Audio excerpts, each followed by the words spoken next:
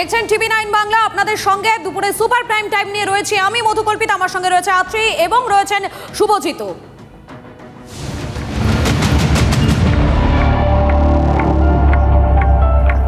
আর শুরুতেই আমরা যে খবরে নজর রাখবো, সংসদে তৃণমূলের পৃথক ব্লকে কারা? টিভি9 বাংলার হাতে তৃণমূলের বিদ্রোহী সাংসদদের নামে সই করা সেই কাগজ। স্পিকারকে পাঠানো চিঠিতে নাম রয়েছে 19 জনের।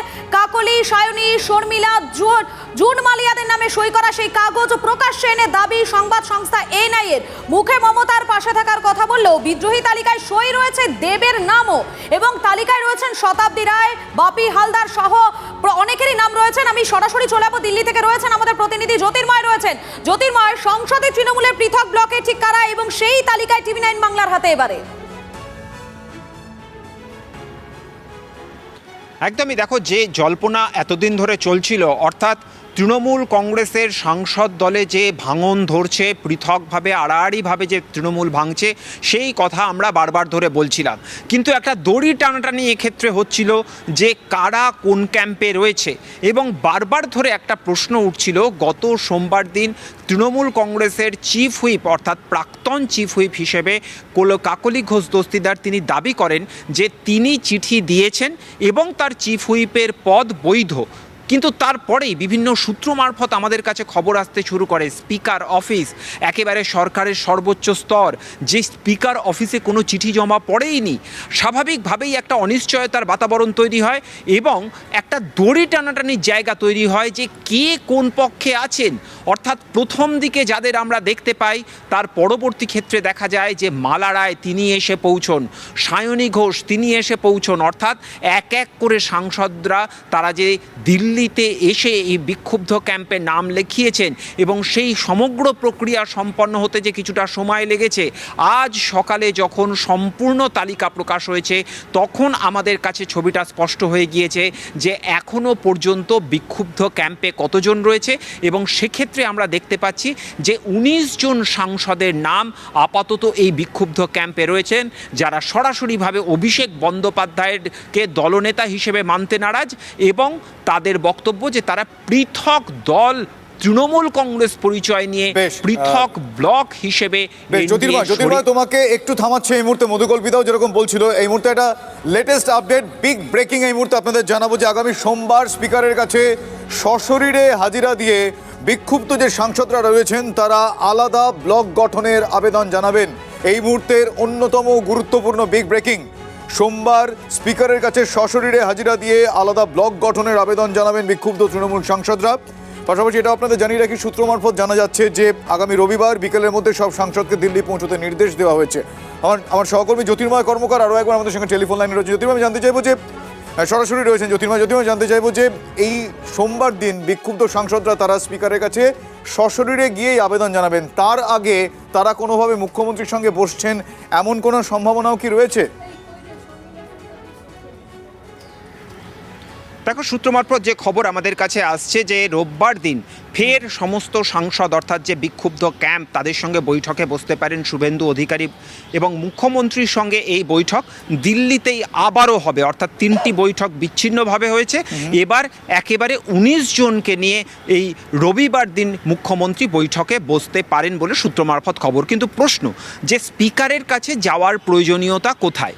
আমাদের কাছে কয়েকটি স্বাক্ষর সম্বলিত কাগজ এসে পৌঁছেছে, এখনো পর্যন্ত মূল যে আবেদনপত্র সেই চিঠির কপি আমাদের হাতে এসে পৌঁছয়নি। আর এক্ষেত্রে স্পিকার অফিস থেকে যে খবর আমরা পাচ্ছি যে শুধুমাত্র এই আবেদন করলেই এই আবেদন গৃহীত হয়ে যাবে এমনটা নয়।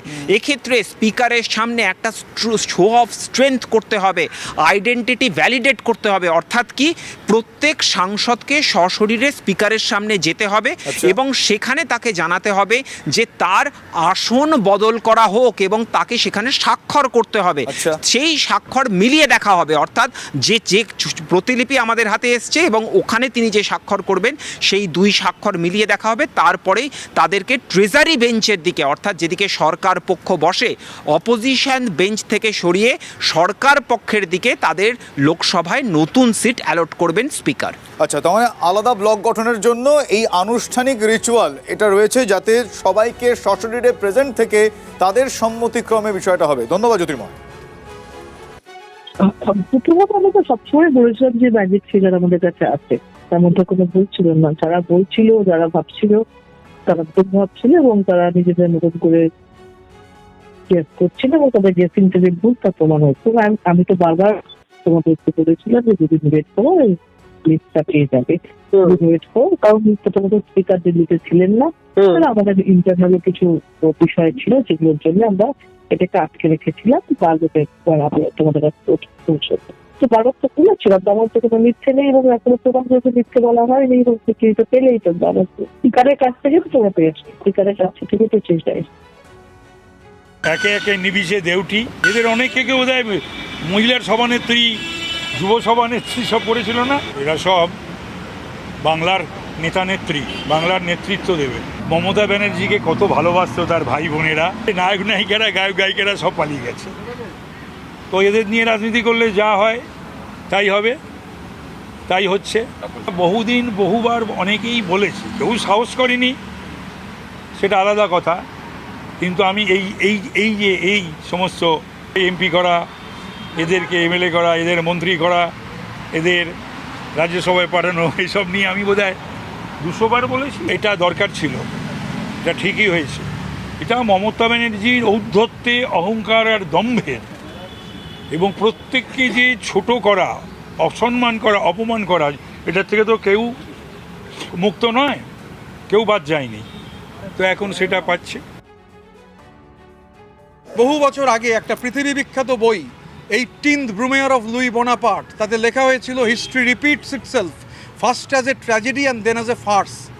আর এই সং আছে, গঠন নেই যে ক্রাউন প্রিন্সের সংগঠন, এই ফ্যাসিবাদী মনোভাব, আধিপত্যের মনোভাব, এগুলো গণতন্ত্রের পক্ষে বিপজ্জনক, গণতন্ত্রের পক্ষে স্বাস্থ্যকর নয়। স্বাভাবিকভাবে রাজ্যসভাতে 3 জন ইতিমধ্যেই ইস্তফা দিয়েছেন। শোনা যাচ্ছে আরও অনেকে যারা এই পরিবেশে পারছিলেন না, তারা হয়তো কোনো সিদ্ধান্ত নেবেন। লোকসভাতে 19-20টা নাম দেখা যাচ্ছে। সংখ্যা বাড়লে আমি অন্তত ব্যক্তিগতভাবে এতটুকু অবাক হব না।